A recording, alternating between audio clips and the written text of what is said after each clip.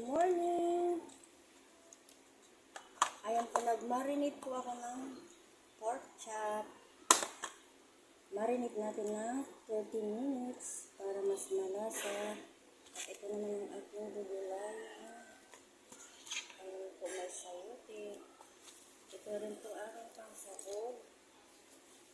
Giniling. Ayan po guys, ito lang ay lulutuin.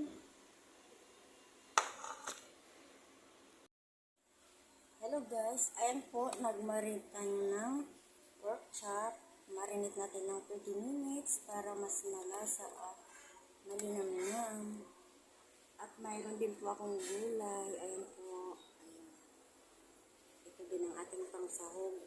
Giniling. Yan ang ating iluluto sa pananghalian. Yan lang guys. Thank you for watching.